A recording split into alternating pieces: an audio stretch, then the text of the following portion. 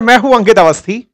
फिलहाल लेकर हाजिर हूं आपके सामने एक ऐसा विश्लेषण जिसे खबरों के साथ साथ जानना बहुत जरूरी है कि इजराइल के जो बंधक हमास ने बनाकर रखे थे, जिनकी संख्या 48 थी, उन 48 बंधकों में से आज 24 रिहा हुए हैं।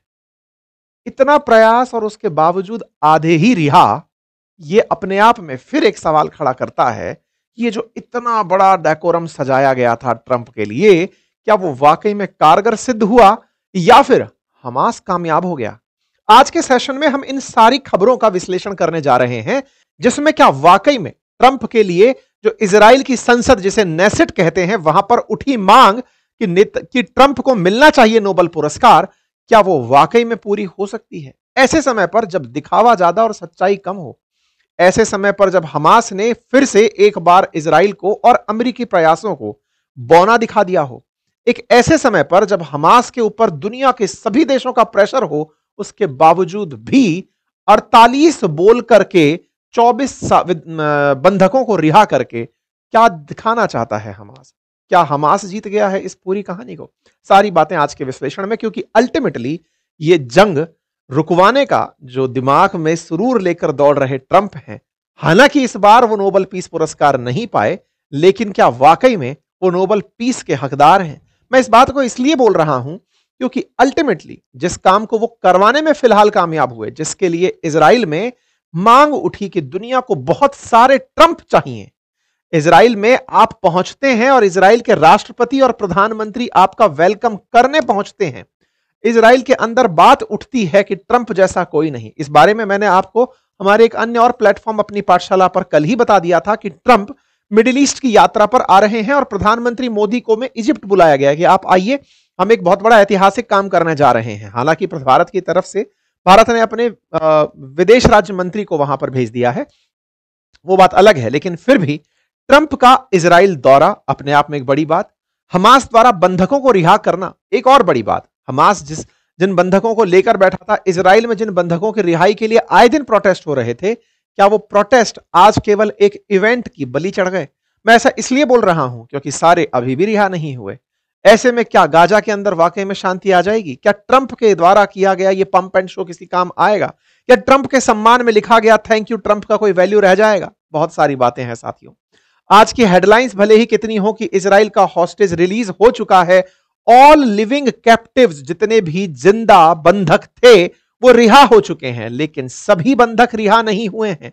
मैं फिर से याद दिला दूं, 48 बंधक थे, 48 में से 20 जिंदा थे, वो आज वापस आ गए और 4 मृतकों के शव लौटा दिए। बाकी जो बचे हुए 24 के शव हैं, उनके बारे में कुछ नहीं जानकारी दी गई। ये वही हमास है जिसने इतने लंबे समय से सारे बात सबको रिहा करने की बात कही थी, लास्ट मोमेंट पर उन परिजनों को धता बता दिया जो अपने मृतकों के शवों को ले जाकर अपनी अंतिम याद के रूप में अपने ही कब्र में दफनाना चाहते थे। साथियों, ये सारी बातें आज के सेशन में जिक्र के अंदर होंगी। तस्वीरें बताती हैं कि फिलहाल इजराइल में जश्न का माहौल है उन लोगों के घरों में जिनके यहां जीवित लोग जो बंधक थे हमास के पास, वो लौटकर वापस आए हैं। तस्वीरें अपने आप में काफी सारी हैं, बहुत सारी तस्वीरों का आज विश्लेषण भी होगा, सारे घटनाक्रम का विश्लेषण होगा और इसी पर आपको सही मायने में समझ में आएगा कि ये कहीं छलावा तो नहीं हो गया है। क्या ये इजराइल के साथ या ट्रंप ने दुनिया के साथ, मतलब कौन क्या पार्टी है, सबका एंगल थोड़ा थोड़ा सा तलाशने का प्रयास करेंगे। खबर सिर्फ इतनी कि 20 इजरायली बंधकों को आज रिहा कर दिया गया। इस खबर की बड़े होने की बात को इस तरह से समझने का प्रयास कीजिएगा कि इजराइल ने इन बंधकों को छुड़ाने के लिए खूब गोले गाजा पट्टी पर गिराए थे, लेकिन वो छुड़ा नहीं पाया। तो फिर कैसा हुआ? ट्रंप ने इंटरफेयर किया। ट्रंप ने इंटरफेयर कैसे किया, इसकी अपनी एक कहानी है, वो मैं आपको थोड़ा सा आगे चल के फिर से याद दिलाऊंगा, लेकिन फिलहाल के लिए खबर पर बने रहते हैं। 20 इजरायली बंधक रिहा हुए, पहले 7 को रिहा किया गया, फिर 13 को रिहा किया गया, कुल 20 का बैच था और 4 इजरायली शवों को दिया गया। और ये 4 इजरायली शव सौंप करके बदले में इन्होंने उधर से 250 फिलिस्तीनियों को, कैदियों को वहां से वापस मंगा लिया। यानी इजराइल ने 250 को छोड़ा तो इधर से 24 छोड़े गए। इस प्रकार से हुआ। 4 ही शव लौटे, बाकी 24 के शव नहीं लौटे। ट्रंप उन हॉस्टेजेस के परिवारजनों से मिलते हैं जिनके बच्चों को हाल ही में रिहा किया गया है। जो जीवित बचकर लौटे हैं उन लोगों से मुलाकात करते हैं। यहां पर नेतन्याहू इन्हें एक गोल्डन डोव भेंट करते हैं। इस तरह से इनका स्वागत होते हुए इन्हें इजराइल का सबसे बड़ा प्रतिष्ठित पुरस्कार भी दे दिया जाता है। प्रेसिडेंट ट्रंप को इजराइल का प्रेसिडेंशियल मेडल ऑफ ऑनर से भी सम्मानित कर दिया जाता है। इसी बीच में जब ट्रंप ये सब मतलब करने के लिए आ रहे हैं, अमेरिका से सुबह 10 बजे पहुंच रहे हैं इजराइल, इधर की तरफ सुबह सुबह उधर से हॉस्टेजेस की रिहाई शुरू हो चुकी है। ट्रंप को भी हुकुड़ दुकुड़ इस बात की लगी है कि कहीं हमास फिर से ना पलट जाए, पता चले मेरा आने का भी कोई महत्व नहीं रह गया। दो बातें अब तक हो चुकी हैं, ट्रंप इजराइल आकर के ये सिद्ध कर देते हैं कि वो इजराइल के साथ खड़े हैं।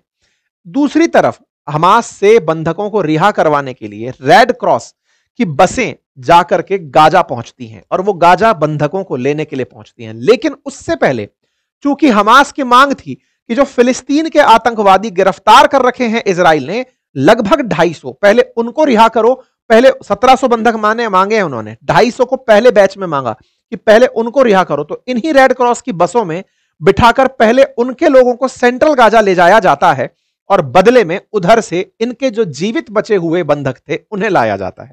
बंधकों में फोटो तस्वीर जारी करके दिखाया जाता है हमास के द्वारा कि ये लोग हैं जिन्हें हम छोड़ रहे हैं। अगेन हमास ने यहां पर एक बात फिर से प्रूव कर दी और वो ये कि दुनिया की तमाम शक्तियां, या फिर कहिए कि इजराइल के साथ अमेरिका खड़ा था, इजराइल दुनिया की सबसे बेहतरीन तकनीकी लेकर के हमास से लड़ रहा था, उसके बावजूद अंतिम समय तक वो इन बंधकों का पता नहीं लगा पाया।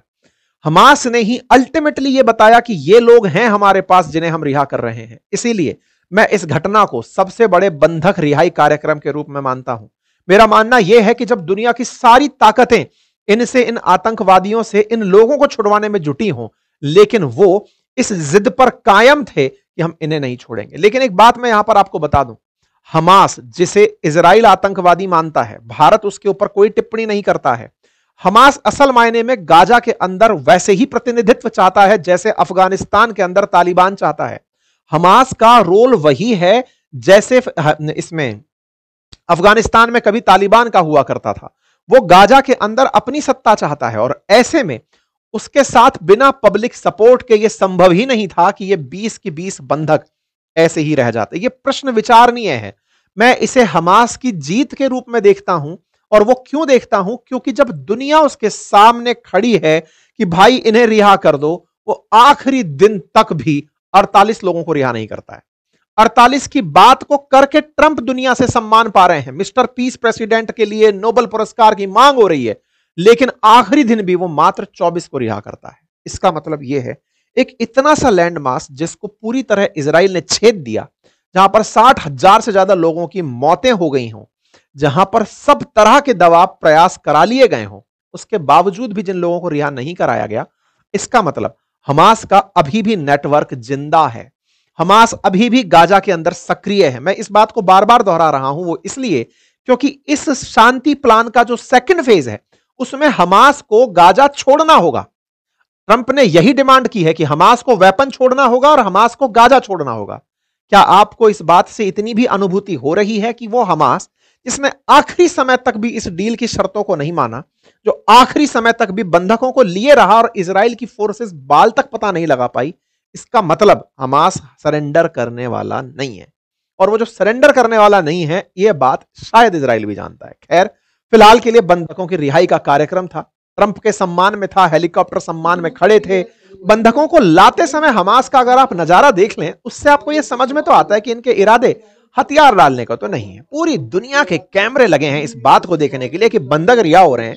ये लोग बिल्कुल फिल्मी अंदाज में गन लेकर के और बंधकों को लेकर के केवल पहली बार में 7 बंधक लेकर आए। पूरी दुनिया में ये लाइव कवरेज चल रहा है कि साहब देखिए बंधक आ गए हैं और इस गाड़ी के अंदर बंधकों को लेकर हमास के लोग आए हैं। इजराइल जो ढूंढ ढूंढ करके सब जगह हमले कर रहा था, उसके बावजूद ये बंदूकधारी लोग बच कहां से गए, ये बड़ा सवाल है। फिर भी रेड क्रॉस की गाड़ियां जाती हैं, उन्हें लेकर लौटती हैं। हमास ने प्रॉपर तरीके से इनका हैंडओवर किया और इसके बाद में लोग लेकर के इन्हें निकलते हैं। ये हॉस्टेज के लोगों को लेकर के जाती हुई जो गाड़ियां हैं वो आपको रेड क्रॉस की दिखाई दे रही हैं।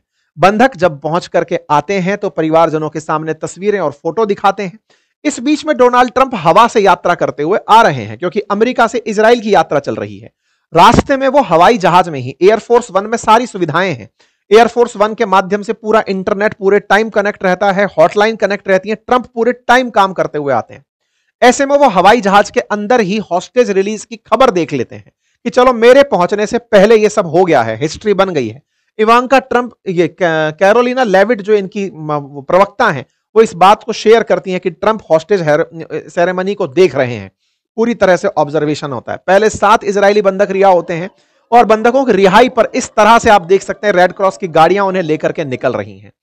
अगली बार में 13 और बंधक सेम टाइम पर ही रिहा किए जाते हैं सेकंड बैच के अंदर, और फिर इजरायली डिफेंस फोर्सेस इस बात को खुद से कहती हैं कि सब की सब जो थे बंधक जीवित, उनको एयरलिफ्ट करा करके हॉस्पिटल ले जाया गया है। इजराइल में जब ये गाड़ियां पहुंचती हैं, इसके बाद हो रहा इनका स्वागत आप देख सकते हैं। अब एक फिर से बड़ा प्रश्न, हमास के अंदर इतनी हिम्मत कहां से पैदा हुई कि वो इतने सारे लोगों को बंधक बनाकर रखे? क्योंकि हमास ये जानता था कि पूरा इजराइल इन 20 लोगों को भी छुड़ाने के लिए जुट जाएगा। इवन 48 लोगों को छुड़ाने के लिए इजराइल पूरी दुनिया एक कर सकता है। जिस ट्रंप को उन्होंने अपने यहां बुलवा लिया, इतूसा देश जिसकी 1 करोड़ आबादी नहीं है, उस देश ने ट्रंप को अपने यहां इनवाइट कर लिया। इसका मतलब उसके पैसे में और उसकी ताकत में बहुत ताकत है भाई। इस तरह से जो लोग इसका स्वागत कर रहे हैं, ये बंधकों का स्वागत हो रहा है। आप सोचिए कि उधर से हमास इन्हें पकड़कर बैठा था, तो वो ये जानता था कि इनको पकड़ने में ही उसकी बचाव है, इनको पकड़ के रखने में ही, क्योंकि ये जो दृश्य थे वो हमास के आतंकी जानते थे कि इनको पकड़ के रखने में ही उसकी विन है। अगर बंधक कभी उसने छोड़ दिए तो ट्रंप कभी मनाने नहीं आते। अगर वो बिना प्रेशर के इस काम को करता तो कभी ये ग्लोबल स्टेज पर बात निकल कर ही नहीं आती। हमास ने ये जानबूझकर इस माहौल को इतना टाइट रखा। हम और आप कई बार चर्चा में इस बात को लेकर रहे कि हमास ने बंधक क्यों नहीं छोड़े, लेकिन साहब जवाब आज मिलता है कि जब ट्रंप खुद छुड़वाने आ रहे हो। 20 देश आज इजिप्ट में जुटे हुए हैं इस बात के लिए कि साहब बंधक रिहा हो रहे हैं। हमास ने इस बात को समझ लिया था कि इजराइल के एक नागरिक की वैल्यू क्या है। बस उसी वैल्यू को आप इन तस्वीरों से देख सकते हैं कि इजरायली नागरिक कितने खुश हैं। वो ट्रंप के सामने एकदम भाई साहब राजा हो गए कि ट्रंप भाई महान हो, आप हमारे बंधक छुड़वा दिए। क्योंकि यहूदियों को लेकर के एक परसेप्शन ये है कि संख्या में बहुत कम है, इसलिए ये कम्युनिटी खुद को बहुत ज्यादा पसंद करती है। इनके ऊपर कोई भी आई हुई आंच को लेकर ये पूरी दुनिया में कोहराम मचा सकते हैं। मोस्ट पावरफुल और richest people country world wide ये जाने जाते हैं। ऐसे में ये अमेरिका की इकोनॉमी को भी कंट्रोल करते हैं। यही कारण था कि इवांका ट्रंप, जिसके पति ने मिलकर के विटकॉफ के साथ इस डील को ब्रेक किया था, करवाया था इस डील को, उनका नेसेट में सम्मान होता है। आप देखिए, ये फोकस होगा कैमरा इवांका ट्रंप के ऊपर। ये इवांका ट्रंप हैं। ये जब नेसेट में इसमें पहुंचती हैं, दर्शक दीर्घा में पहुंचती हैं, तो पूरे खड़े हुए जो बैठे हुए सांसद हैं वो खड़े होकर इवांका ट्रंप का सम्मान कर रहे हैं कि साहब इवांका गजब कर दिया, आपके पति ने तो हमारा काम करा दिया। फाइनली ट्रंप पहुंचते हैं और ट्रंप के सामने इनके जो अपोजिशन के लीडर हैं यायर लैपिड, वो भी बोलते हैं कि साहब देखिए, अमेरिका दुनिया भर में जो इजराइल के खिलाफ माहौल बनाया गया कि हम जीनोसाइड कर रहे हैं, वो सब फर्जी था, हमारे लोग थे, आज वो रिहा होकर आ गए हैं, ट्रंप का धन्यवाद। फिर ट्रंप के धन्यवाद के लिए तमाम प्रकार के कसीदे कसे जाते हैं। नेतन्याहू ट्रंप को वाह-वाह करते हैं और कहते हैं कि साहब आप ही थे जिसने पूरी दुनिया इतिहास में आपको याद रखेगी। फिर ट्रंप खड़े होते हैं, ट्रंप सबको धन्यवाद देते हैं, लेकिन नेतन्याहू के प्रति अपने प्यार का इजहार करते हुए यहां के राष्ट्रपति से मांग कर देते हैं कि राष्ट्रपति, नेतन्याहू पर लगे हुए जो भ्रष्टाचार के आरोप हैं उन्हें क्षमा कर दीजिए ना। इससे एक बात और पता चलती है कि ट्रंप और नेतन्याहू के बीच कुछ तो है का मतलब ये दोनों उद्योगपति पैसे से कुछ तो सेटिंग पहले से किए हुए हैं। आप सोचिए, एक राष्ट्रपति इजराइल आता, अमेरिकी राष्ट्रपति इजराइल आते हैं और वो इजराइल के राष्ट्रपति से कहते हैं कि नेतन्याहू को माफ कर दीजिए ना, इन पर जो भ्रष्टाचार के चार्ज लगे हैं उन्हें क्षमा कर दीजिए। ये बात जब वो बोलते हैं तो नेतन्याहू खड़े होकर के उनको धन्यवाद अर्पित करते हैं। इस बीच में हालांकि ट्रंप के भाषण के दौरान 2 सांसद वो भी खड़े होते हैं जो फिलिस्तीन की मांग को लेकर के प्रदर्शन कर रहे होते हैं, उन्हें बाहर निकाल दिया जाता है। ऐसे में ट्रंप बोलते हैं कि अब तो मैंने 8 युद्ध खत्म करा दिए हैं। ट्रंप का गणित बहुत तेज चल रही है भाई साहब। हवाई जहाज में 7 तक थे, 8वां इन्होंने बोल दिया कि मैंने ये जो अभी लोग रिहा करवाए हैं ना, ये 8वां युद्ध रुकवाने जैसा है, तो इन्होंने 8 युद्ध रुकवाने की बात कह दी। इसके बाद में फिर बात आती है कि ये युद्ध की समाप्ति नहीं, कुछ नए सवेरे का आगाज है, गाजा में नया दिन निकलेगा। और इसके साथ साथ ये बोलते हैं कि I will meet the most powerful richest nation in the world. ये इजराइल के लिए इनके बयान थे। अपने द्वारा बयानों में ये पूरी तरह से ट्रंप मतलब बातों को करना शुरू करते हैं, ये पूरी बातें निकल करके आती हैं। और ऐसे में वो कहते हैं नेतन्याहू के लिए कि भाई इन्हें मतलब माफ कर दीजिए, इनके राष्ट्रपति से ये बात बोलते हैं। कुल मिलाकर के एक बड़ी बॉन्डिंग यहां पर देखने को मिलती है। खैर, ये सारी चीजें ट्रंप के समर्थन में हो रही होती हैं, ट्रंप के सम्मान में हो रही होती हैं, नेतन्याहू के सम्मान में हो रही होती हैं। ट्रंप पूरी तरह से यहां पर लोगों को बढ़िया से मैसेज दे करके कि इजराइल वाले लोग खुश हो गए कि हां, हमने बहुत बड़ा काम कर लिया। इसके बाद में अब सूचना अधूरी रह गई, और वो ये कि साहब बाकी बचे हुए 24 के बारे में क्या कोई अपडेट नहीं। कोई बात नहीं। इधर फिलिस्तीन के लोग जो गिरफ्तार कर रखे थे इजरायली जेलों में, वो वापस लौटना शुरू होते हैं। गाजा में उन्हें ले जाया जाता है तो उनको रिसीव करने के लिए लोग आते हैं। यूएन निकल कर आता है, वो कहता है कि आगे हम गाजा के अंदर शांति का प्रयास करेंगे। प्रधानमंत्री मोदी बधाई देते हुए दिखाई देते हैं, और इसी बीच में ट्रंप जो है वो उड़ करके यहां से निकल लेते हैं इजिप्ट के लिए, क्योंकि इजिप्ट में 20 देश इकट्ठे हो रहे हैं इस प्लान पर हस्ताक्षर करने के लिए, इस बात का गवाह बनने के लिए। आप तस्वीरें देख सकते हैं जिस प्रकार से प्रेसिडेंट ट्रंप इजिप्ट के लिए रवाना होते हैं। ये 20 लोग हैं जो यहां पर मिलेंगे, इसमें सारे के सारे राष्ट्राध्यक्ष हैं, इसके अंदर इजिप्ट के प्रेसिडेंट भी शामिल हैं, तो इसके अंदर तमाम वो लीडर शामिल हैं। यूएस प्रेसिडेंट हैं, जॉर्डन के हैं, कतर के हैं, कुवैत के हैं, बहरीन है, यहां पर फिलिस्तीन है, तुर्की है, इंडोनेशिया, अजरबैजान, पाकिस्तान, इटली, सब यहां पर पहुंच रहे हैं। और भारत की तरफ से मिनिस्टर ऑफ स्टेट जो है वो minister of state external affair और एक्सटर्नल अफेयर्स जो है वो यहां पर पहुंचते हैं। ये तमाम लीडर्स ऑलरेडी पहुंच चुके हैं इजिप्ट के अंदर, और इजिप्ट के अंदर आप यहां पर मैक्रोन को देख सकते हैं, यहां पर इंडोनेशिया की तरफ से ये तमाम वो लीडर्स हैं जो फिलहाल इजिप्ट में हैं। और जब ये हम सेशन सुन रहे हैं उस समय पर ट्रंप की प्रेजेंस में ये सब लोग बैठ करके बातचीत कर रहे हैं। गाजा के पुनर्निर्माण को लेकर के ये कुछ ना कुछ शर्तों पर चर्चा करेंगे। भारत की तरफ से भारत के प्रतिनिधित्व करने के लिए यहां पर पहुंच चुके हैं, और इजिप्ट में कॉलर ऑफ नाइल के नाम से इजिप्ट के प्रेसिडेंट द्वारा ट्रंप का सम्मान किया जाएगा, जो मोदी जी को ऑलरेडी मिल चुका है। लेकिन इसी बीच में ट्रंप का यहां पहुंचना कई बार चिंता का विषय भी बन रहा है। लोगों को डर है कि कहीं ऐसा ना हो कि ट्रंप के साथ कोई आतंकी हमला यहां पर हो जाए। खैर, इन तमाम कयासों के बीच में ये इजराइल के द्वारा जो आखिरी संदेश दिया जाता है वो ये कि हम भूले नहीं हैं, the evil is still here. इसका मतलब यह है कि इस पूरे पंप एंड शो में इजरायली भी इस बात को जानते हैं कि हमास खत्म नहीं हुआ है, अभी एविल वहीं है। और 7 अक्टूबर उन्हें याद है। ये लेटेस्ट अपडेट इजराइल की तरफ से है। मतलब ये कि ट्रंप आए, ट्रंप चले गए, कोई बात नहीं, हमास है, ये हमें पता है। इसका मतलब हमास ने भी कहीं 24 लोगों को ना छोड़कर ये खेल तो नहीं खेल दिया कि मुझे पता है कि अगर मैंने सारे लोग रिहा कर दिए तो ये अगले ही दिन बुलडोजर लेकर पूरा गाजा साफ कर देंगे। कहीं वो सिक्योरिटी और इंश्योरेंस में तो लोगों को नहीं रखकर बैठ गए। ये सोचने का विषय है। बाकी आप लोग इस विषय पर क्या सोचते हैं? क्या ट्रंप कामयाब हुए? नंबर 1। नंबर 2, क्या हमास जीत गया? या फिर नंबर 3, ट्रंप ने और नेतन्याहू ने मिलकर के ये सारा खेला रचा कि हम अपने जीवित बंधकों को छुड़ा लें, बाकी फिर देखा जाएगा। बाकी आप जो इस विषय पर सोचते हैं अपनी राय कमेंट बॉक्स में जरूर बताएं। चैनल पर नए हैं तो सब्सक्राइब कर लें। धन्यवाद।